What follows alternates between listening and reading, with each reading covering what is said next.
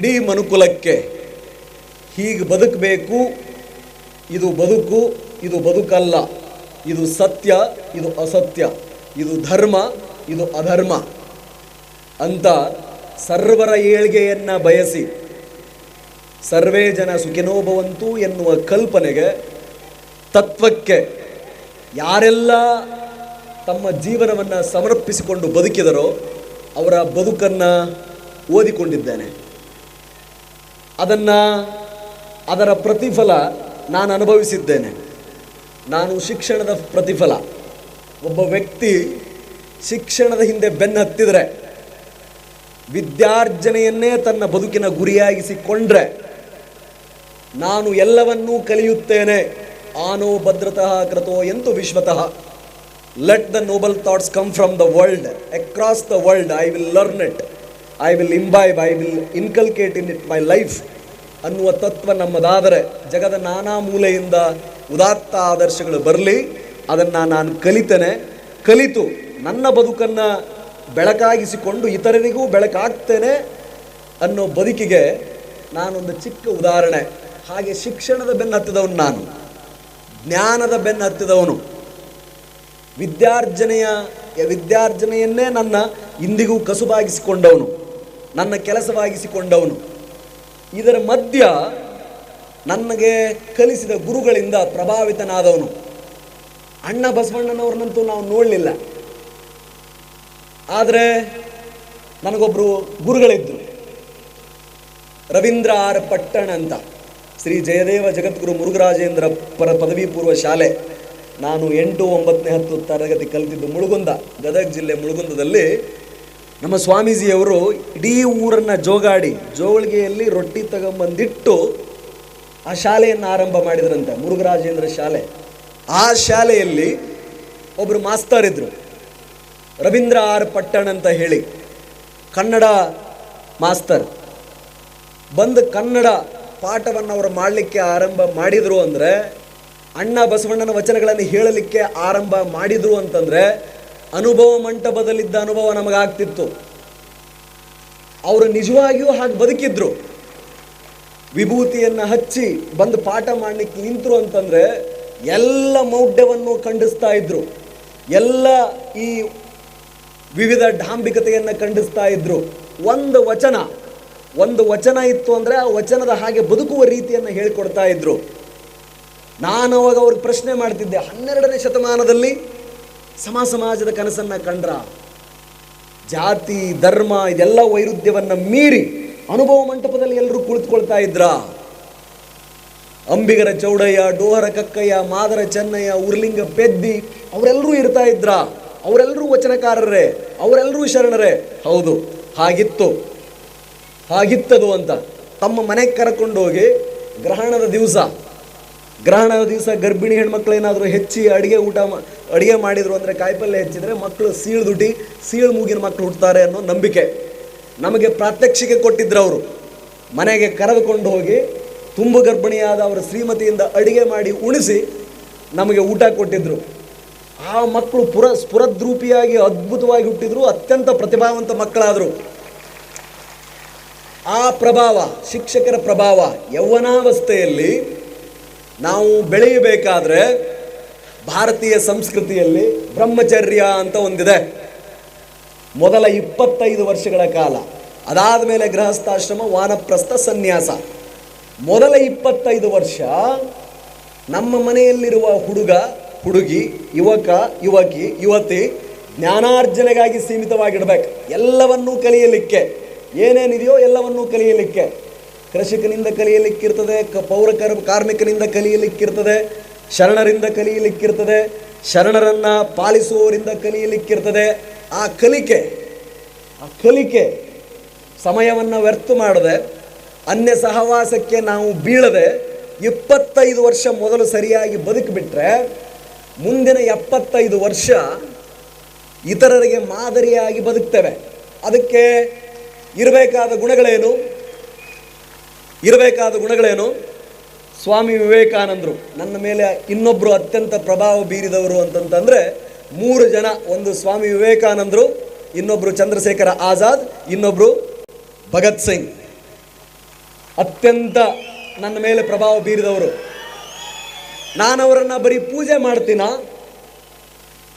ಬರೀ ವಾಲ್ ಮೇಲೆ ಗೋಡೆ ಮೇಲೆ ಅವರ ಚಿತ್ರಗಳನ್ನು ಅಷ್ಟೇ ಹಾಕಿಬಿಟ್ಟಿದ್ದೀನ? ಯಾಕೆ ಇಷ್ಟ ಆದರು ಸ್ವಾಮಿ ವಿವೇಕಾನಂದರು?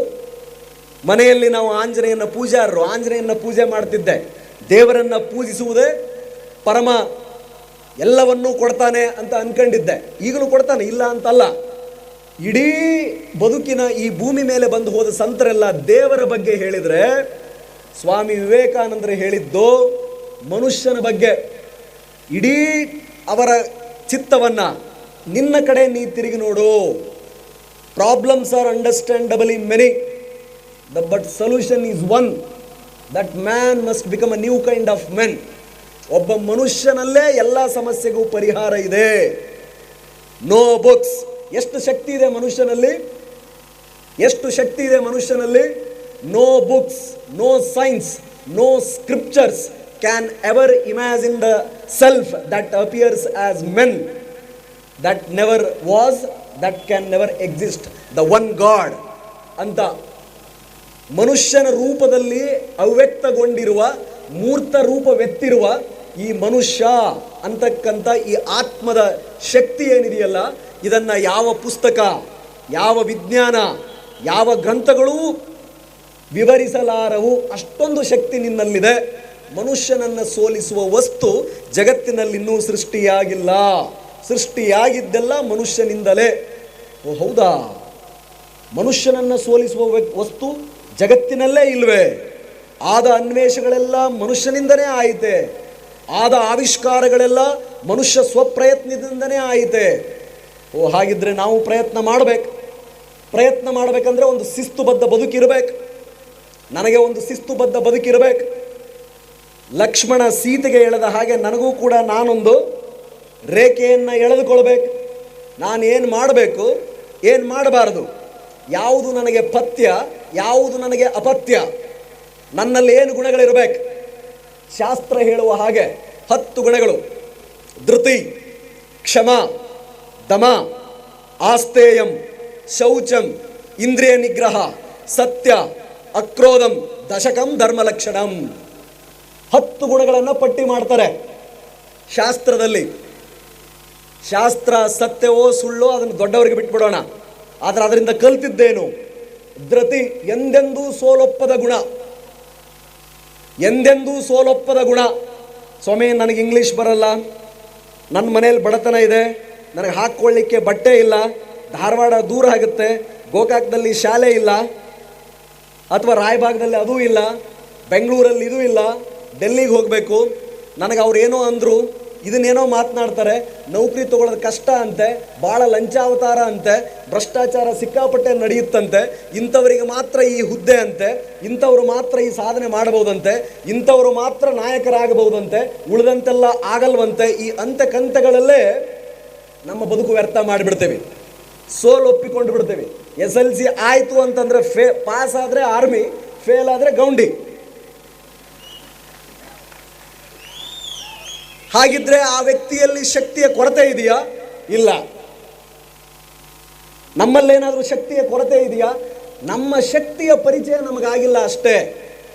ಆಂಜನೇಯನ ಥರ ಲಂಕೆಗೆ ಸೀತೆಯನ್ನು ತರಲಿಕ್ಕೆ ಹೋದಾಗ ನದಿ ದಂಡೆ ಮೇಲೆ ಕೂತಾಗ ಯಾರು ಲಂಕೆಗೆ ಹಾರೋದು ಅಂದಾಗ ನಾವಲ್ಲೇ ಅಂದಾಗ ಬಂದೆಲ್ಲ ವಾನರ ಸೇನೆಯ ಮುಖಂಡರೆಲ್ಲ ಹೇಳ್ತಾರೆ ಆಂಜನೇಯನಿಗೆ, ನಿನ್ನಲ್ಲಿ ಶಕ್ತಿ ಇದೆ, ನೀನು ಚಿಕ್ಕವನಿದ್ದಾಗ ಯೋಗಿಗಳ ಜೊತೆ ಕಪಿಚೇಷ್ಟೆ ಮಾಡಿದ್ದೆ, ಅದಕ್ಕೆ ಅವರು ಶಾಪ ಹಾಕಿದ್ದಾರೆ, ನಿನ್ನಲ್ಲಿರುವ ಶಕ್ತಿಯ ಅರಿವು ನಿನಗಾಗದೇ ಇರಲಿ, ನೀನು ಬರೀ ಇದೇ ಲಂಕೆ ಏನು ಇಡೀ ಜಗತ್ತಲ್ಲೇ ಹಾರಬಲ್ಲೆ, ಹಾರು ಅಂದ ತಕ್ಷಣ ಹಾರ್ತಾನೆ.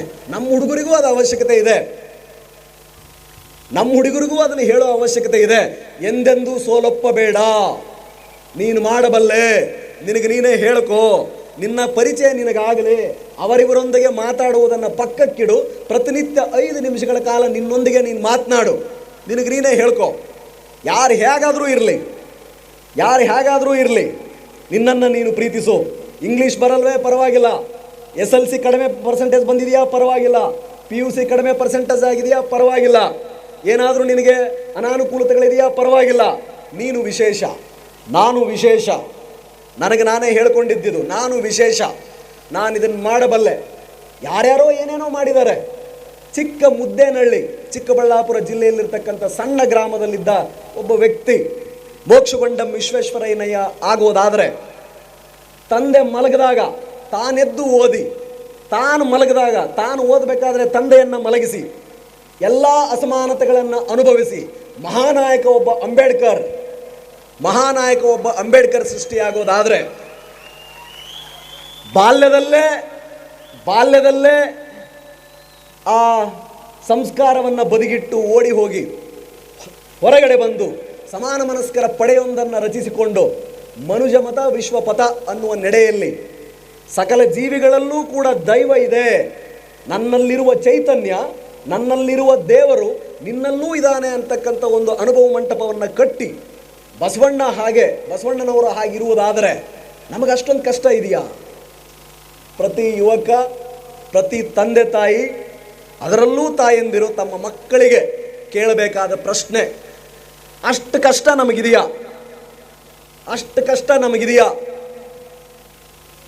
ಇಲ್ಲದೆ ಹೋದರೆ ಹಾಗಿದ್ರೆ ಸಾಧನೆ ಮಾಡಲಿಕ್ಕೆ ಏನು ಅಡ್ಡಿ, ಏನು ಆತಂಕ?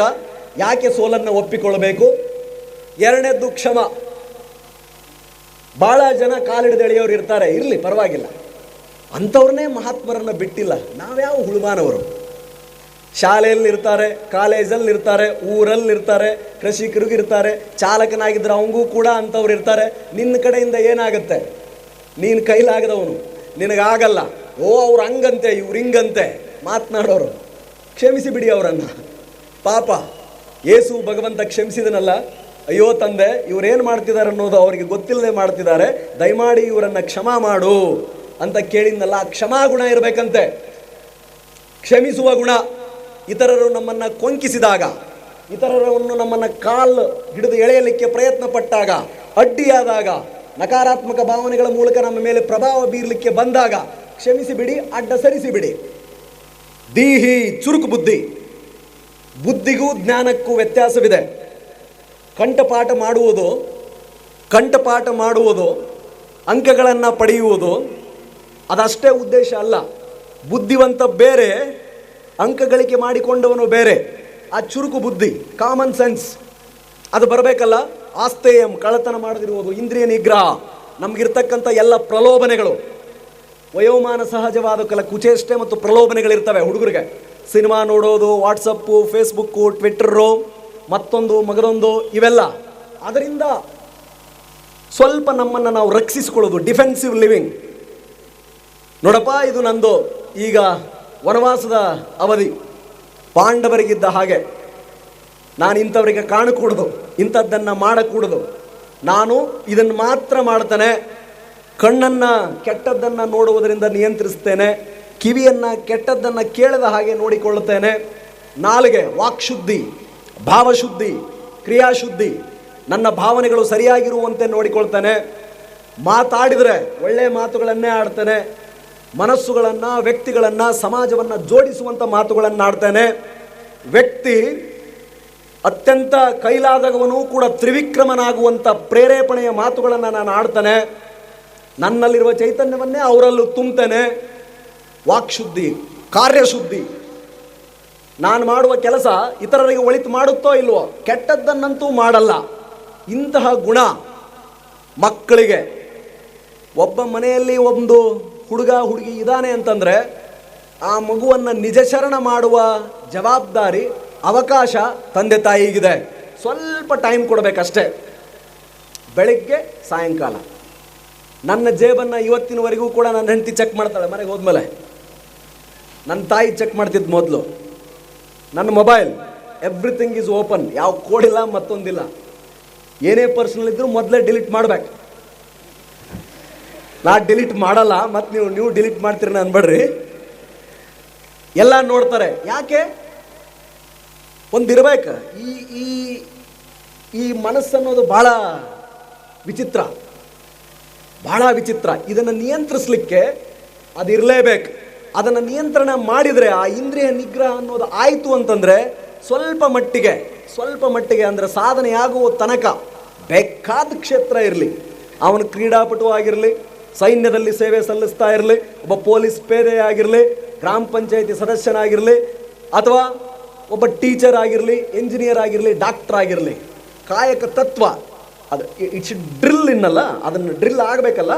ಹಾಗೆ ಮಾಡಬೇಕು ಅಂತಂದರೆ ಆ ಲಕ್ಷಣಗಳನ್ನು ಮನೆಯಲ್ಲಿ ಅದನ್ನು ಬಿತ್ತಬೇಕು. ಅದನ್ನು ಬಿತ್ತಬೇಕು ಅಂತಂದರೆ ಮೊದಲು ನಮಗೆ ಗೊತ್ತಿರಬೇಕು. ಏನೇನೋ ನೋಡೋದಕ್ಕಿಂತ ಆಡಿಯೋಗಳು ಬಂದಿದ್ದಾವಲ್ಲ, ವಚನಗಳದ್ದು ಆಡಿಯೋ ಇದೆ, ಗೀತೆಯ ಆಡಿಯೋ ಇದೆ. ನಾನು ಕೇಳೋದು ಡಾಕ್ಟರ್ ಗುರುರಾಜ್ ಕರಸಗಿ ಅವರ ಭಗವದ್ಗೀತೆ.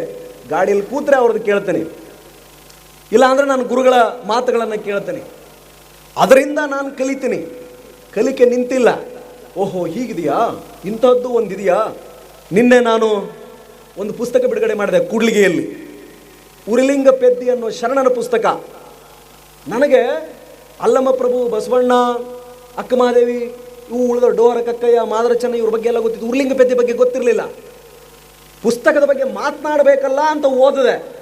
ಅಯ್ಯೋ ಆಶ್ಚರ್ಯ, ಉರ್ಲಿಂಗ ಪೆದ್ದಿ ಹೇಗೆ ಉರ್ಲಿಂಗ ಪೆದ್ದಿ ಶರಣ ಆದ ಅನ್ನೋದೇ ಒಂದು ಕತೆ. ಕಳ್ತನ ಮಾಡ್ತಿದ್ದಂತೆ. ಮೊದಲು ಕಳ್ತನ ಮಾಡ್ತಾ ಇದ್ದ. ಕಳ್ತನ ಮಾಡಬೇಕಾದ್ರೆ ಒಂದು ಸಾರಿ ಎಲ್ಲರೂ ಮನೆ ಕಳ್ತನ ಮಾಡ್ಲಿಕ್ಕೆ ಹೋದ್ರೆ ಇವರು ಮಠ ಕಳ್ತನ ಮಾಡ್ಲಿಕ್ಕೆ ಹೋಗಿಬಿಟ್ನಂತೆ. ಮಠ ಕಳ್ತನ ಮಾಡ್ಲಿಕ್ಕೆ ಹೋದಾಗ ಲಿಂಗ ದೀಕ್ಷೆ ನಡೀತಾ ಇತ್ತಂತೆ. ಲಿಂಗ ದೀಕ್ಷೆಯನ್ನು ನೋಡಿ ಹಾಗೆ ನಿಲ್ತಾನೆ. ಓಹೋ ಇದೇನೋ ಆಗ್ತಾ ಇದೆಯಲ್ಲ ಅಂತ ಹೇಳಿ. ಏನು ಪ್ರಭಾವ ಆಯಿತೋ ಗೊತ್ತಿಲ್ಲ. ಕೆಲ ಗಳಿಗೆಗಳಿರ್ತದೆ ಮನುಷ್ಯನ ಬದಲಾವಣೆಗೆ. ಆ ಘಟ್ಟ ಬರುತ್ತೆ. ಆ ಘಟ್ಟ ಬಂದಾಗ ನಾವು ಗುರುತಿಸ್ಬೇಕು. ನನ್ನ ಜೀವನದಲ್ಲೂ ಅಂಥದ್ದಾಗಿತ್ತು, ಆಗುತ್ತೆ, ನಿಮ್ಮ ಜೀವನದಲ್ಲೂ ಅಂಥದ್ದಾಗ್ತಾ ಇರುತ್ತೆ.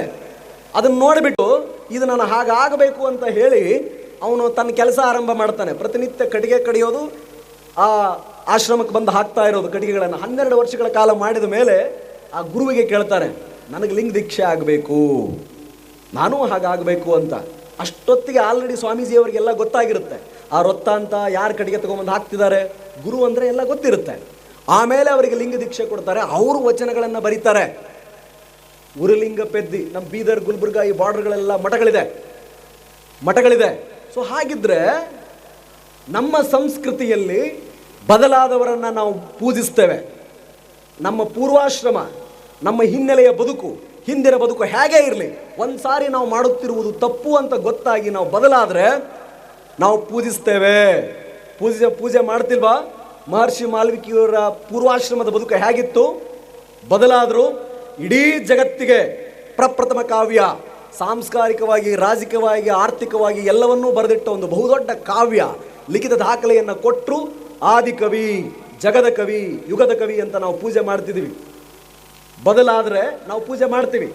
ಭಾಳ ಸಾರಿ ನಾವು SLC ಹಾಗಾಗಲಿಲ್ಲ, PUC ಹೀಗಾಗಲಿಲ್ಲ, ಹೋದ ವರ್ಷ ಹಾಗೆ ಮಾಡಿಬಿಟ್ಟೆ, ಈ ವರ್ಷ ಹೀಗೆ ಮಾಡಿಬಿಟ್ಟೆ, ಉದ್ಯೋಗ ಹಾಗೆ ಮಾಡಬೇಕಾಗಿತ್ತು, ಮನೆಯಲ್ಲಿ ಮಗುವಿಗೆ ಇದನ್ನು ಹೇಳಬೇಕಾಗಿತ್ತು, ಅದನ್ನು ಹೇಳಬೇಕಾಗಿತ್ತು ಅಂತ ಪರಿತಪನೆ ಮಾಡ್ತೀವಿ. ಆಗಿದ್ದಾಗೋಯ್ತು. ಜೋ ಬೀತ್ ಗಯಾ ವೋ ಸಪ್ನಾ ಹೈ, ಜೋ ಆಜ್ ಹೈ ಅಪ್ನಾ ಹೈ. What is done cannot be undone. ಏನು ಮಾಡಿದೀವೋ ಅದನ್ನು ತಿದ್ದುಪಡಿ ಮಾಡಲಿಕ್ಕಾಗಲ್ಲ. ಗತಕ್ಕೆ ನಾವು ಪ್ರವೇಶ ಮಾಡಲಾರೆವು. ಇನ್ನುಳಿದ ನಮ್ಮ ಬದುಕಿನಲ್ಲಿ ಮೊದಲನೇ ದಿನನಪ್ಪ.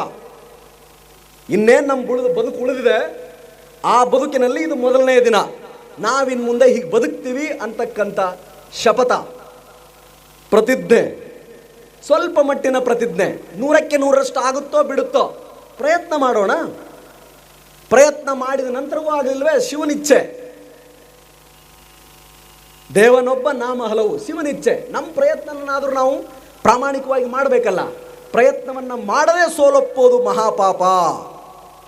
ಪ್ರಯತ್ನವನ್ನು ಮಾಡದೆ ಆ ಇಳಿಲಿಕ್ಕೆ, ಅದಕ್ಕೆ ಕೆರೆಗೆ ಹಾರದೇನೆ ಹಾಗೆ ಈಜಬೇಕಾಗಿತ್ತು, ಹೀಗೆ ಈಜಬೇಕಾಗಿತ್ತು ಅಂತ ಕಮೆಂಟ್ ಮಾಡೋದು ತಪ್ಪು. ಕಟ್ಟೆ ಮೇಲೆ ಕೂತ್ಕೊಂಡು ಯಾರೋ ಒಬ್ರು ಏನೋ ಕೆಲಸ ಮಾಡ್ತಿರ್ತಾರೆ, ಅದಕ್ಕೆ ಕಮೆಂಟ್ಗಳನ್ನು ಹೊಡೆಯೋದು ತಪ್ಪು.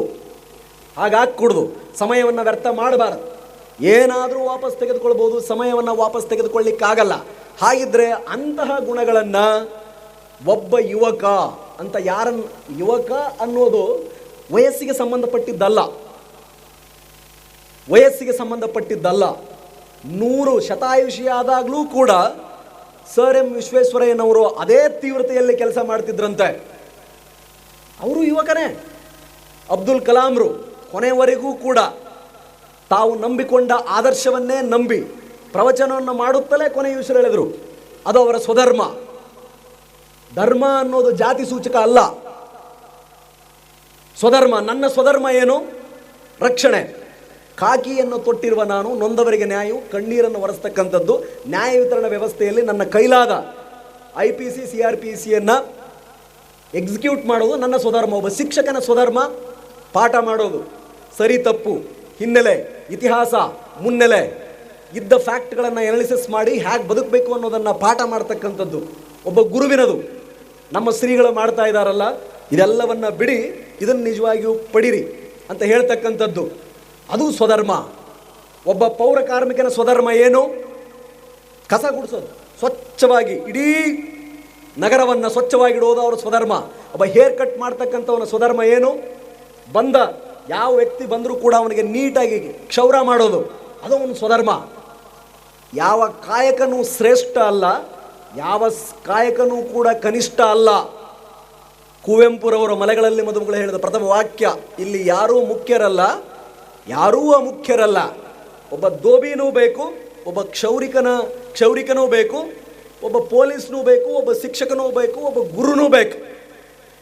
ಈ ಕಾಯಕ ನಿಷ್ಠೆ, ಸ್ವಧರ್ಮ ಪ್ರೀತಿ, ಅದರಲ್ಲಿ ನಾವು ಮುಳುಕತಕ್ಕಂಥ ಗುಣ ನಮ್ಮದಾಯಿತು ಅಂತಂದರೆ ಆಯ್ದುಕೊಂಡ ಕ್ಷೇತ್ರ ಯಾವುದೇ ಇರಲಿ ಅದರಲ್ಲಿ ನಾವು ಅತಿರತರು ಅಂತ ಕರೆಯಲ್ಪಡ್ತೀವಿ.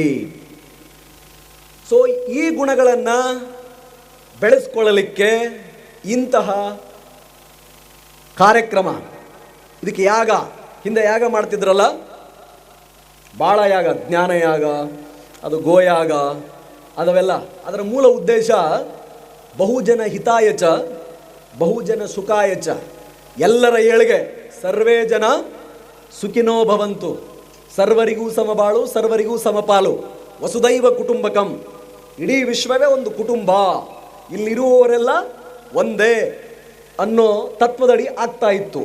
ಈ ತತ್ವದಡಿಯಲ್ಲಿ ಕೇಳಿದಾಗ, ಸಂಪರ್ಕಕ್ಕೆ ಬಂದಾಗ, ಕಿವಿಗೆ ಬಿದ್ದಾಗ ಅದರ ಬಗ್ಗೆ ಮನಸ್ಸು ಆಲೋಚನೆ ಮಾಡಬೇಕು. ಇದೇನೋ ಹೇಳಿದ್ರಲ್ಲ, ಇದೇನೋ 10 ಗುಣಗಳಂತಲ್ಲ, ಇದೇನೋ ಕಾಯಕ ಶ್ರೇಷ್ಠತೆ ಅಂತಲ್ಲ, ಯುವಕರಾದವರಿಗೆ ಇದೆಲ್ಲ ಇರಬೇಕಂತಲ್ಲ, ತಂದೆ ತಾಯಿಗಳಾದವರು ಮಕ್ಕಳನ್ನು ಹೀಗೆ ಬೆಳೆಸಬೇಕಂತಲ್ಲ ಅನ್ನೋ ಆ ಚಿಂತನದ ಮಂಥನ ಅದು ಆರಂಭ ಆಗಬೇಕು. ಅದು ಆರಂಭ ಆಯಿತು ಅಂತಂತಂದರೆ ಅಲ್ಲಿ ಒಬ್ಬ ನಿಜ ಶರಣ ಹುಟ್ಟುತ್ತಾನೆ. ಆ ಮನೆ ಒಂದು ಅನುಭವ ಮಂಟಪ ಆಗುತ್ತೆ. ಅವ್ರ ಮನಸ್ಸಿನಲ್ಲಿ ಶರಣಾದಿ ಬಸವಾದಿ ಶರಣರೆಲ್ಲ ಜನ್ಮ ಪಡೆಯಲಿಕ್ಕೆ ಆರಂಭ ಮಾಡ್ತಾರೆ. ತಪ್ಪು ಮಾಡಲಿಕ್ಕೆ ಹೋದಾಗಲೆಲ್ಲ ಅವರು ಚುಚ್ಚುತ್ತಾ ಇರ್ತಾರೆ, ಇದು ತಪ್ಪು, ಇದು ಸರಿ, ಇದು ನಿನ್ನ ಮಾರ್ಗ, ಇದನ್ನು ಮಾಡು, ಇದನ್ನು ಮಾಡಬೇಡ ಅಂತ ಹೇಳಿ ಕೊನೆಗೊಂದು ದಿನ ಎಲ್ಲರೂ ಬಿಟ್ಟು ಹೋಗೋದೆ, ನಾವೆಲ್ಲ ಬಿಟ್ಟು ಹೋಗೋದೆ ಅಥವಾ ಕೊಟ್ಟು ಹೋಗೋದು, ಬಿಟ್ಟು ಹೋಗೋದು ಅಥವಾ ಕೊಟ್ಟು ಹೋಗೋದು, ಮಾಡಿದ್ದಿರಲಿ ಮಟ್ಟಿದ್ದಿರಲಿ, ಏನರ ಯಾಕಿರಲಿ ಅದು. ಸೊ ಹಾಗಿದ್ರೆ ಅದೇ ಅಂತಿಮ ಅನ್ನುವುದಾದರೆ ಸಾಧಾರಣ ಸಾಮಾನ್ಯ ಪರೋಪಕಾರಾರ್ಥ ಜೀವನವನ್ನು ಯಾಕೆ ನಡೆಸಬಾರ್ದು ಅನ್ನೋದು ಶರಣ ತತ್ವದ ಅನುಭವ ಮಂಟಪದ ಬಸವಾದಿ ಶರಣರ ಅಷ್ಟೇ ಯಾಕೆ, ಎಲ್ಲ ಧರ್ಮಗಳ ಪ್ರಯತ್ನ ಅದೇ. ಬೇಕಾದ ಧರ್ಮ ಇರಲದು, ಆ ಎಲ್ಲ ಧರ್ಮಗಳ ಪ್ರಯತ್ನ ಮನುಷ್ಯನನ್ನು ಸಮಾಜದ ಆಸ್ತಿಯನ್ನಾಗಿಸುವುದೇ ಆಗಿದೆ. ಬೇಕಾದ ಧರ್ಮ ನೋಡಿ ನೀವು, ಅದು 100 ಧರ್ಮಗಳಿರಲಿ, ಆ ಎಲ್ಲ 100 ಧರ್ಮಗಳ ಪಥ ಮೂಲ ಉದ್ದೇಶ ಆ ಮನುಷ್ಯನನ್ನು, ಒಬ್ಬ ವ್ಯಕ್ತಿಯನ್ನು ಸಮಾಜದ ಆಸ್ತಿಯನ್ನಾಗಿಸುವುದು. ಯಾರ ಆಸ್ತಿ ಅಲ್ವೋ ಅವ್ರಿಗೆ ತಿದ್ದೋದು, ಹೇಳೋದು. ಚರ್ಮದೇಹಧಾರಿಯಾದ ಪ್ರತಿ ವ್ಯಕ್ತಿಯು ತಪ್ಪು ಮಾಡ್ತಾನೆ. ನಾನು ತಪ್ಪು ಮಾಡಿದ್ದೀನಿ, ಹಾಗಂತ ನಾನು ಪರಿಪೂರ್ಣನಲ್ಲ, ಸಿಕ್ಕಾಪಟ್ಟೆ ತಪ್ಪು ಮಾಡಿದ್ದೀನಿ, ಒಂದಲ್ಲ ಎರಡಲ್ಲ, ತಿಳಿಯೋದು. ಆದರೆ ಆ ತಪ್ಪು ಆದ ನಂತರ ಅದರಿಂದ ನಾವು ಕಲಿತೇನೆ, ಓಹ್ ಹೀಗಾಗಬಾರ್ದಾಗಿತ್ತು, ಆ ವ್ಯಕ್ತಿ ನನ್ನ ಹತ್ರ ಬಂದ, ಭಾಳ ಸಮಯವನ್ನು ಕೊಡಲಿಕ್ಕಾಗಲಿಲ್ಲ, ಕೂಗಾಡಿಬಿಟ್ಟೆ, ನಾನು ಕೂಗಾಡಬಾರ್ದಾಗಿತ್ತು, ವಾಪಸ್ ಕರಿತೀನಿ. ಮತ್ತೆ ಏನಾಯ್ತು ಹೇಳಪ್ಪ ಸರ್, ನಾನು ಹಿಂಗೆ ಸರ್ ಆ ಪೊಲೀಸ್ ಸ್ಟೇಷನಲ್ಲಿ ಹೋಗಿದ್ದೆ, ನಾನು ಕೊಳ್ಳೇ ಇಲ್ಲ, ನನ್ನನ್ನೇ ಹೊಡೆದಿದ್ರು, ಅವ್ರು ಬಂದುಬಿಟ್ಟು ಕಂಪ್ಲೇಂಟ್ ತೊಗೊಂಡ್ಬಿಟ್ರು. ಓ ಹೌದಾ, ವಾಪಸ್ ಮಾತಾಡೋದು ಅವನಿಗೆ, ಯಾಕಪ್ಪ ಏನಾಯಿತು ಅಂತ ಹೇಳಿ. ಯಾಕೆ ಅಷ್ಟೊಂದು ಅಭಿಮಾನ ಅಂತಂತಂದರೆ ನಂದೊಂದು ಥೇರಿ ಇದೆ, ಪೊಲೀಸ್ ಇಲಾಖೆ ಇರೋದೇ ನೊಂದವರ ಕಣ್ಣೀರು ಒರೆಸಲಿಕ್ಕೆ.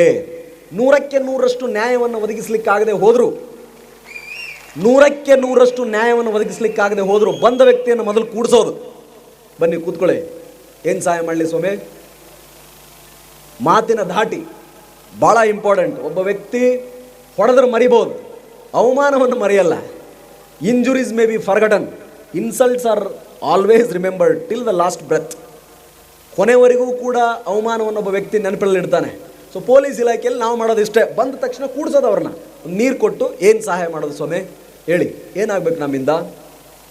ಇಲ್ಲಿ ಬೆಳಗಾವಿ ಒಳಗಿದ್ದಾಗ ನಾನು ಒಂಥರ ತಲೆ ಮೇಲೆ ಮಾಸ ಹಾರಿರಲಿಲ್ಲ, ಸ್ವಲ್ಪ ಭಾಳ ಹುರುಪಿತ್ತು, ಜೋರಿದ್ದೆ, ಎಲ್ಲ ಕಡೆ ಓಡಾಡ್ತಿದ್ದೆ. ಈಗ ಹಂಗಲ್ಲ, ಅದೇನಂದ್ರೆ ಅನುಭವಗಳಾದಾಗಲೇ ಆದರ್ಶಗಳು ಬದಲಾಗುತ್ತೆ ಅಂತಾರೆ. ಯುವಕಂದ್ರೆ ಹಂಗೆ ಇರ್ಬೇಕು, ಒಂದು ಸ್ವಲ್ಪ ಜೋರು ಇರ್ಬೇಕು. ಆ ಮೆಚುರಿಟಿ ಬಂದ ಮೇಲೆ ನಾವು ಆ ಸಮಸ್ಯೆಯ ಮೂಲವನ್ನು ಹುಡುಕ್ಲಿಕ್ಕೆ ಆರಂಭ ಮಾಡ್ತೀವಿ. ಎಲ್ಲ ಶಾಲೆಗಳು ಹೋಗಲಿಕ್ಕೆ ಕಾರಣ ಕೂಡ್ಲಿಗಿ, ಸಿರುಗುಪ್ಪ, ಹಂಪಿ, ಕೊಪ್ಪಳ, ಗದಗ, ಧಾರವಾಡ, ಖಾನಾಪುರ ಅಥವಾ ಯಾವುದೋ ಶಹಾಪುರ, ಸುರಪುರ, ನಾಳೆ ಬಿಜಾಪುರ ಹೋಗಲಿಕ್ಕೆ ಕಾರಣ ಈ ಸಮಸ್ಯೆಯ ಮೂಲ ನನಗೆ ಅರ್ಥ ಆಗತೊಡಗಿದೆ. ಒಬ್ಬ ವ್ಯಕ್ತಿ ಮಧ್ಯರಾತ್ರಿ ಎಲ್ಲರೂ ಮಲಗದಾಗ ಎದ್ದು ಹೋಗಿ ಕಳ್ತನ ಮಾಡ್ತಾನೆ ಅಂತಂತಂದರೆ ಏನೋ ಒಂದು ಕಾರಣ ಇದೆ ಅದ್ರ ಹಿಂದೆ. ಯಾರಾದರೂ 10 ಎಕರೆ ಭತ್ತದ ಗದ್ದೆ, 10 ಎಕರೆ ಕಬ್ಬಿನ ಗದ್ದೆ ಇರೋರು ಮಧ್ಯರಾತ್ರಿ 1 ಗಂಟೆಗೆ ಎದ್ದು 10 ಗ್ರಾಮ್ ಚಿನ್ನ ಕದಿಲಿಕ್ಕೆ ಹೋಯ್ತಾರಾ? ಹಾಗಂತ ನಾನು ಕಳ್ಳತನವನ್ನು ಸಮರ್ಥಿಸ್ತಾ ಇಲ್ಲ. ಒಳ್ಳೆಯ ತಂದೆ ತಾಯಿಗಳು ಅವನಿಗೆ ಸಿಕ್ಕಿಬಿಟ್ಟಿದ್ರೆ, ಕಿವಿ ಹಿಂಡಿ ತಿದ್ದಿ ತೀಡಿ ಯಾವುದಾದ್ರೂ ಆಶ್ರಮದ ಶಾಲೆಗೋ ಮಠಕ್ಕೋ ದಾಸೋಹಕ್ಕೋ ಇಟ್ಟು ಓದಿಸಿದ್ರೆ, ಚಿಕ್ಕ ವಯಸ್ಸಿನಲ್ಲಿ ಸಹನಾವತು ಸಹನೌ ಭುನಕ್ತು ಅಂತಕ್ಕಂಥ ಪ್ರಾರ್ಥನೆ ಅವನದಾಗಿದ್ದರೆ, ಆ ವ್ಯಕ್ತಿಯ ಪ್ರಾರ್ಥನೆ ಆಗಿದ್ರೆ, ಹಬ್ಬದ ದಿವಸ ಯಾರಾದರೂ ಒಂದು ಲೋಟ ಹುಗ್ಗಿ ಕೊಟ್ಟಿದ್ರೆ, ಬಟ್ಟೆ ಹರಿದಾಗ ತೇಪೆ ಹಚ್ಚಲಿಕ್ಕೆ ಒಬ್ಬ ತಂದೆ ಅವನ ಜೊತೆ ಇದ್ದಿದ್ರೆ,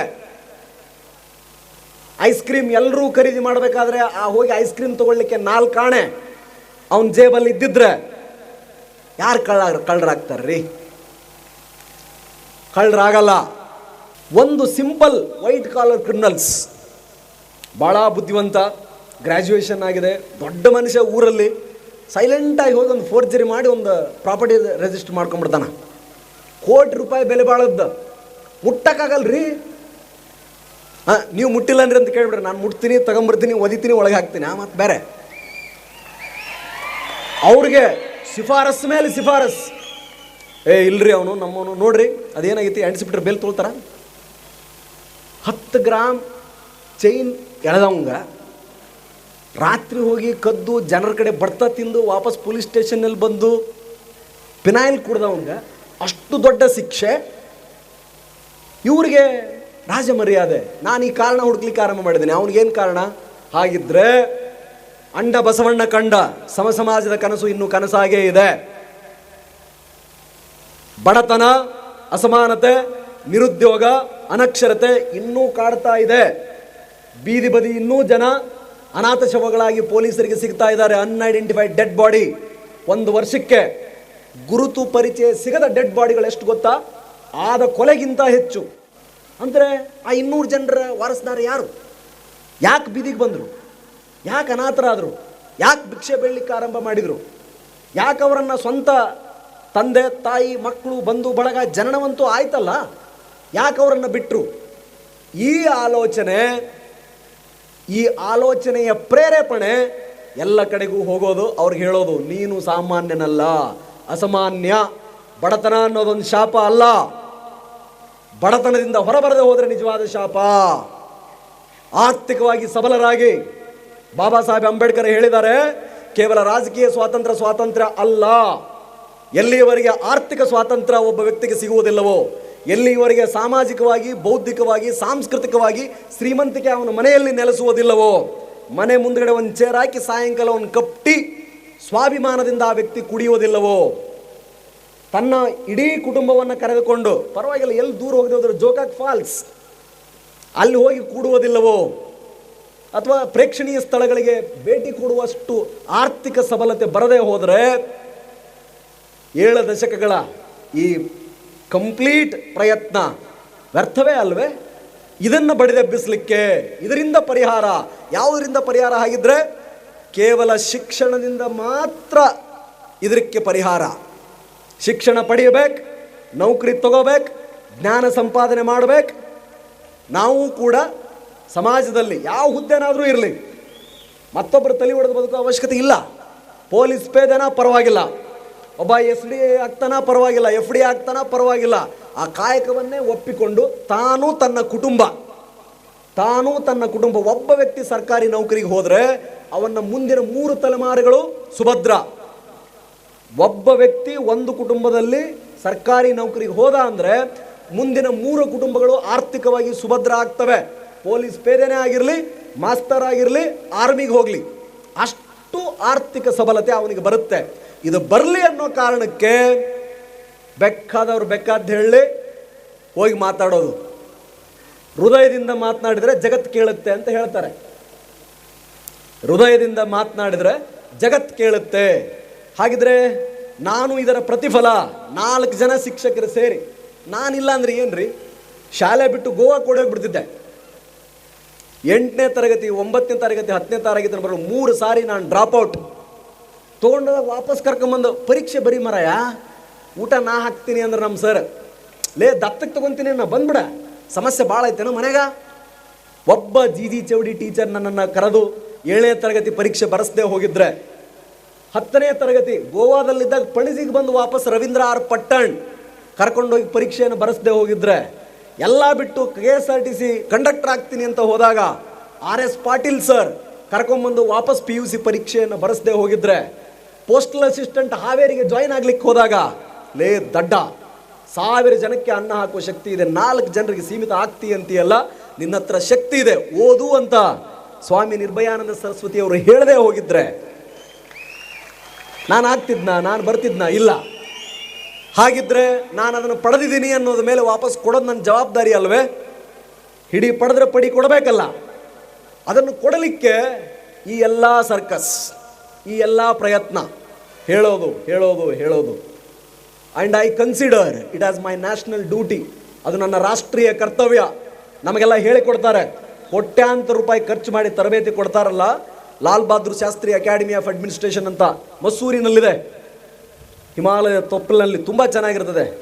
ತಂದೆ ತಾಯಿಗಳು ಈ ಸಾರಿ ಯಾರಾದರೂ ಟೂರ್ ಹೋಗೋದಾದರೆ ಮಸೂರಿಗೆ ಹೋಗಿ IAS ಆಫೀಸರ್ಸ್ ಟ್ರೈನಿಂಗ್ ಅಕಾಡೆಮಿ ಮಕ್ಕಳಿಗೆ ತೋರಿಸಿ, ಇಲ್ಲಿ ನೋಡಪ್ಪ, ಇಡೀ ದೇಶದ ಹಣೆ ಬರಹವನ್ನು ಬರೆಯುವ, ಪರ್ಮನೆಂಟ್ ಎಕ್ಸಿಕ್ಯೂಟಿವ್ ಎಂದು ಕರೆಯಲ್ಪಡುವ, ಶಾಶ್ವತ ಅಧಿಕಾರಶಾಹಿ ಅಂತೂ ಕರೆಯಲ್ಪಡುವ ಈ ಪರ್ಮನೆಂಟ್ ಎಕ್ಸಿಕ್ಯೂಟಿವ್, ಅದನ್ನು ತರಬೇತಿ ಇಲ್ಲಿ ಆಗುತ್ತೆ ನೋಡೋ.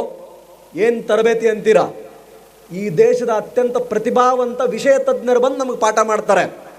ಎಕನಾಮಿಕ್ಸಲ್ಲಿ ದಿ ಬೆಸ್ಟ್ ಎಕನಾಮಿಕ್ಸ್ಟ್ ಯಾರಿರ್ತಾರೆ ಅವ್ರು ಬಂದು ನಮಗೆ ಪಾಠ ಮಾಡ್ತಾರೆ ಲಾಲ್ ಬಹದ್ದೂರ್ ಶಾಸ್ತ್ರಿ ಅಕಾಡೆಮಿ ಆಫ್ ಅಡ್ಮಿನಿಸ್ಟ್ರೇಷನಲ್ಲಿ. ಪಾಲಿಟಿಕ್ಸ್, ಅಡ್ಮಿನಿಸ್ಟ್ರೇಷನ್, ಕ್ಯಾಬಿನೆಟ್ ಸೆಕ್ರೆಟರಿ ಬಂದು ನಮಗೆ ಅಡ್ರೆಸ್ ಮಾಡ್ತಾರೆ. ಪೊಲಿಟಿಷಿಯನ್ಸ್, ಬೆಸ್ಟ್ ಪಾರ್ಲಿಮೆಂಟೇರಿಯನ್ ಅಂತ ಯಾರಿರ್ತಾರೆ ಅವ್ರು ಬಂದು ನಮ್ಮ ಜೊತೆ ಇಂಟ್ರಾಕ್ಷನ್ ಮಾಡ್ತಾರೆ. ಸಿಟ್ಟಿಂಗ್ ಸುಪ್ರೀಂ ಕೋರ್ಟ್ ಜಡ್ಜಸ್ ಬಂದು ನಮಗೆ ಜುಡಿಷಿಯರಿ ಬಗ್ಗೆ ಕಲಿಸ್ತಾರೆ. ಮತ್ತು ಜಾಣರಾಗದೆ ಮತ್ತಿನ್ನೇನಾಗ್ತೀವಿ, ಸಾಮಾನ್ಯ ಮನುಷ್ಯನನ್ನು ಆ ಆಡಳಿತ ಸಂಸ್ಥೆಯಲ್ಲಿ ಹೋಗಿ ತರಬೇತಿ ಸಂಸ್ಥೆಯಲ್ಲಿ ಕುಳಿಸಿ ಇಂಥವರಿಂದ ಪಾಠ ಮಾಡಿಸಿದ್ರೆ, being with a winner makes you a winner. ಒಬ್ಬ ಶರಣನ ಜೊತೆ ಇದ್ದರೆ ಇನ್ನೊಬ್ಬ ಶರಣ ರೆಡಿ ಆಗ್ತಾನೆ, ಒಬ್ಬ ಕಳ್ಳನ ಜೊತೆ ಇದ್ದರೆ ಇನ್ನೊಬ್ಬ ಕಳ್ಳ ರೆಡಿ ಆಗ್ತಾನೆ, ಒಬ್ಬ ಕುಡುಕರ ಜೊತೆ ಇನ್ನೊಬ್ಬ ಕುಡುಕ ಕೂತ್ರೆ ಹಾಕ್ಲೆ 90 ಇನ್ನೊಬ್ಬ ಕುಡುಕ ರೆಡಿ ಆಗ್ತಾನೆ, ಒಬ್ಬ ಸಿಗರೇಟ್ ಹೊಡೆಯೋ ಸ್ನೇಹಿತ ಇದ್ರೆ ಒಂದು ಪಪ್ ಹೊಡಿಲೆ ಅವ ಹೊಡಿತಾನೆ. ಹಾಗೆ ಲಾಲ್ ಬಹದ್ದೂರ್ ಶಾಸ್ತ್ರಿನ ಅಕಾಡೆಮಿ ಆಫ್ ಅಡ್ಮಿನಿಸ್ಟ್ರೇಷನ್ನಲ್ಲಿ ಅಂಥವರಿಂದ ನಮಗೆ ಪಾಠ ಮಾಡಿಸ್ತಾರೆ. ನೀವು ನೋಡ್ಬೇಕು, ಒಂದೊಂದು ರೂಮು, 4 ಜನ ಕೈಯಾಳುಗಳು, ಅವ್ರಿಗೆಲ್ಲ ದಿ ಬೆಸ್ಟ್ ಎಕ್ಸ್ಪೋಜರ್ಸ್ ಅಂತ ಏನಿರುತ್ತೆ ಅದನ್ನೆಲ್ಲ ಕೊಡ್ತಾರೆ. ಒಂದು ಸಾರಿ ನಮ್ಮ ಅಕಾಡೆಮಿ, ನ್ಯಾಷನಲ್ ಪೊಲೀಸ್ ಅಕಾಡೆಮಿ ಹೈದ್ರಾಬಾದ್ಗೂ ಮಕ್ಕಳನ್ನ ಕರ್ಕೊಂಡು ಹೋಗಿ ಯೂಟ್ಯೂಬಲ್ಲಿ ತೋರಿಸಿ ಒಬ್ಬ IPS ಆಫೀಸರ್ ಹೇಗೆ ತಯಾರಾಗ್ತಾನೆ. ಇವನು ಕೋಟ್ಯಾಂತರ ರೂಪಾಯಿ ನೀವೇನು ಕರ ಕಟ್ತೀರಲ್ಲ, ಕಬ್ಬು ಬೆಳೆದು, ಭತ್ತ ಬೆಳೆದು, ಅರಿಶಿನ ಬೆಳೆದು, ಶುಂಠಿ ಬೆಳೆದು, ಅದರ ಕರದ ಆದ್ದರಿಂದ ನಮ್ಮ ತಯಾರಿ ಏನು ತಯಾರಿ? ಬೆಳಗ್ಗೆ 4 ಗಂಟೆಗೆ ಎದ್ದರೆ ರಾತ್ರಿ ಹೋಗಿ ಮಲಗಿದ್ರೆ ಸಾಕು ಅನ್ನೋ ತಯಾರಿ. You name a weapon, we are exposed. ಇಂಥ ಆಯುಧ ನಾವು ಮುಟ್ಟಿಲ್ಲ ಅನ್ನೋಂಗಿಲ್ಲ, ಇಂಥ ಆಯುಧ ನಾವು ಚಲಾಯಿಸಿಲ್ಲ ಅನ್ನೋ ಹಾಗಿಲ್ಲ. ಇಸ್ರೇಲ್ ಕರ್ಕೊಂಡು ಹೋಗ್ತಾರೆ, the best military of the world, we are expose to it. ಇಂಥ ಕಾನೂನು ನಮಗೆ ಕಲಿಸಲ್ಲ ಅನ್ನಂಗಿಲ್ಲ. ಎಷ್ಟು ನೆನಪುಳಿಯುತ್ತೋ ಅದು ಬೇರೆದ್ದು. ಎಲ್ಲ ಕಾನೂನುಗಳನ್ನು ಕಲಿಸ್ತಾರೆ. ಯಾಕೆ ಇದೆಲ್ಲ? ಯಾಕೆ ಅಷ್ಟೊಂದು ಕಲಿಸುವ ಉದ್ದೇಶ, ಅಷ್ಟೊಂದು ಕೋಟ್ಯಾಂತರ ರೂಪಾಯಿ ಖರ್ಚು ಮಾಡುವ ಉದ್ದೇಶ? ಒಬ್ಬ IAS, ಒಬ್ಬ IPS ಆಫೀಸರ್ನ, ಒಂದು ಜಿಲ್ಲೆಯ ಜನರನ್ನು, ಕಟ್ಟ ಕಡೆಯ ವ್ಯಕ್ತಿಯನ್ನು, ಆ ವ್ಯಕ್ತಿಯ ಸಮಸ್ಯೆಯನ್ನು ನಂದು ಅಂತ ಈ ವ್ಯಕ್ತಿ ಭಾವಿಸಲಿ, ಆ ಸಮಸ್ಯೆಯನ್ನು ಬಗೆಹರಿಸಲಿ, ಸಮಸ್ಯೆಯನ್ನು ಹುಟ್ಟು ಹಾಕದೆ ಪರಿಹಾರವನ್ನು ಹುಟ್ಟು ಹಾಕ್ತಕ್ಕಂಥ ಅಧಿಕಾರಿ ಇವನಾಗಲಿ ಅನ್ನೋ ಕಾರಣಕ್ಕೆ ಆ ತರಬೇತಿಯನ್ನು ಕೊಡ್ತಾರೆ. ಅದರ 50 ಯಾಕ್ರೀಪ 50% ಬೇಡ, 30% ಮಾಡಿದರೂ ನಾವು ದೇವರು ಅಂತ ಅಧಿಕಾರಿಯನ್ನು ಪೂಜಿಸ್ತೀವಿ. ಯಾರ್ಯಾರಂತ ಇರ್ತಾರಲ್ಲ, ಮೊನ್ನೆ ಕಂದಾಯ ಸಚಿವರು ನಮ್ಮ ಜಿಲ್ಲೆಯ ಕೊನೆಯ ಹಿಂದುಳಿದ ಪ್ರದೇಶ ಅಂತ ಕರೀತಾರೆ, ಅದಕ್ಕೆ ನಮ್ಮೂರು ರಾಯಚೂರು ಗೀಚೂರು ನೋಡ್ಕೊಂಡ್ರೆ ಅದು ಭಾಳ ಒಳ್ಳೆಯದ. ಆದರೂ ಹೊಸಳ್ಳಿ ಅನ್ನೋ ಗ್ರಾಮಕ್ಕೆ ಹೋಗಿದ್ವಿ. ಹೊಸಳ್ಳಿಯಲ್ಲಿ ಗುದ್ದಾಟ, ಅಟ್ರಾಸಿಟಿ ಕೇಸ್. ಏನಕ್ಕೆ? ಸ್ಮಶಾನಕ್ಕೆ. ಸತ್ತ ವ್ಯಕ್ತಿಯನ್ನು ಎಲ್ಲಿ ಹುಗಿಬೇಕು, ಎಲ್ಲಿ ಮಣ್ಣು ಮಾಡಬೇಕು ಅಂತ ಮಿನಿಸ್ಟ್ರು ಬಂದರು, ಹೇಳಿದರು, ಡಿಮಾರ್ಕೇಶನ್ ಮಾಡಿದ್ವಿ.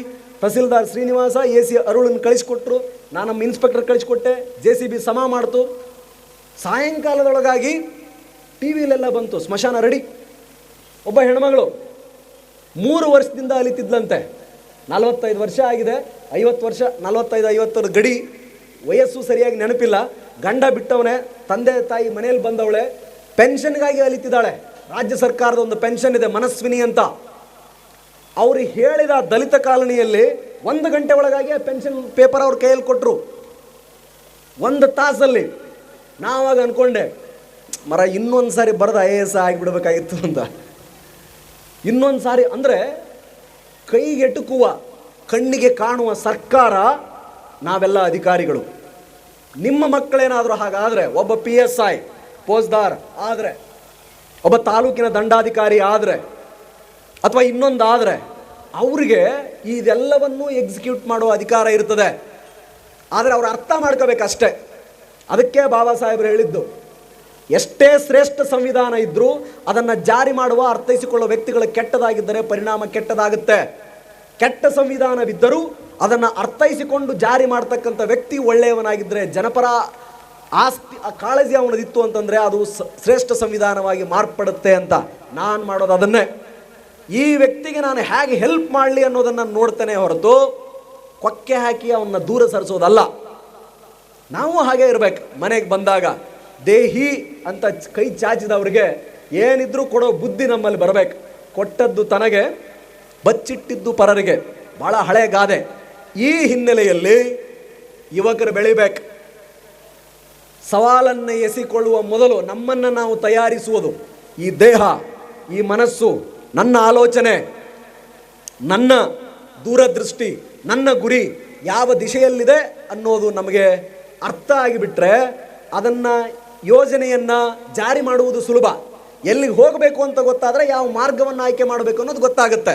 ನಾನು ಬೆಂಗಳೂರು ಹೋಗ್ಬೇಕಾ, ಮೈಸೂರು ಹೋಗ್ಬೇಕಾ, ಈ ಕಡೆ ನಾನು ಸೊಲ್ಲಾಪುರಕ್ಕೆ ಹೋಗ್ಬೇಕಾ ಅಥವಾ ಅಥಣಿಗೆ ಹೋಗ್ಬೇಕಾ, ವಾಪಸ್ ನಾನು ಧಾರವಾಡಕ್ಕೆ ಹೋಗ್ಬೇಕಾ, ಬೆಳಗಾವಿಗೆ ಹೋಗ್ಬೇಕಾ, ಅದರ ಆಧಾರದ ಮೇಲೆ ನಾನು ಹಾದಿಯನ್ನು ಆಯ್ಕೆ ಮಾಡ್ಕೊಳ್ತೀನಿ. ಅದರ ಆಧಾರದ ಮೇಲೆ ಎಷ್ಟು ಸ್ಪೀಡಾಗಿ ನಾನು ಹೋಗಬೇಕು.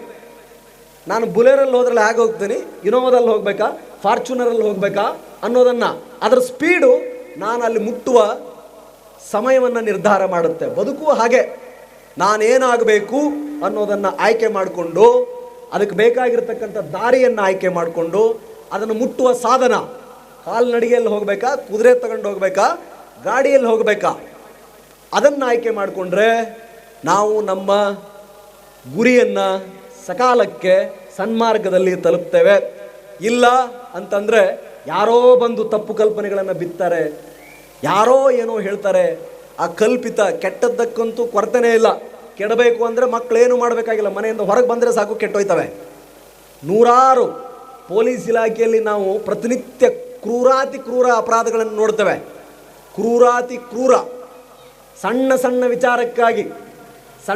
ವಿಚಾರಕ್ಕಾಗಿ ದೋಂಬಿ. ಮೊನ್ನೆ ನಾನು ಹೊಸಪೇಟೆಯಲ್ಲೇ ಇದ್ದೆ, ಮರ್ಡರ್ ಆಯ್ತು, ನಿಮ್ಗೆ ಗೊತ್ತಿರ್ಬೇಕು. ಚಿಕ್ಕ ವಿಚಾರ. ಹೊಸಪೇಟೆಯಲ್ಲಿ ನಾವು ಕಾರ್ಯಕ್ರಮ ಅಟೆಂಡ್ ಆಗಬೇಕಾಗಿತ್ತು. ಹಂಪಿ ವಿರೂಪಾಕ್ಷ ಅಂದರೆ ನನಗೆ ಭಾಳ ಪ್ರೀತಿ.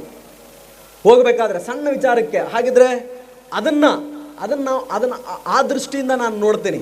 ಸೊ ಅಂಥ ತಪ್ಪು ಕಲ್ಪನೆಗಳು, ಕೆಟ್ಟ ಹವ್ಯಾಸ, ದುಸ್ಸಂಗ ಬೆಳೀತು ಅಂತಂದರೆ ಕೆಟ್ಟು ಹೋಗಿಬಿಡ್ತಾರೆ ಮಕ್ಕಳು. ಹಾಗಾಗದೆ 25 ವರ್ಷಗಳ ಕಾಲ ಅವರನ್ನು ಸಂರಕ್ಷಿಸಿ ನೀವು ಬಿಟ್ಟುಬಿಟ್ರೆ 75 ವರ್ಷ ತಾವು ಮುನ್ನಡೆಯೋದಲ್ಲ, ತಮ್ಮ ಜೊತೆಗಿರೋರನ್ನು ತೆಗೆದುಕೊಂಡು ಇಡೀ ಸಂಸಾರ, ಸಮಾಜಕ್ಕೆ ಒಂದು ಆಸ್ತಿ ಆಗ್ತಾರೆ. ಹಾಗೆ ಬೆಳೆಸ್ತಕ್ಕಂಥದ್ದಾಗಲಿ.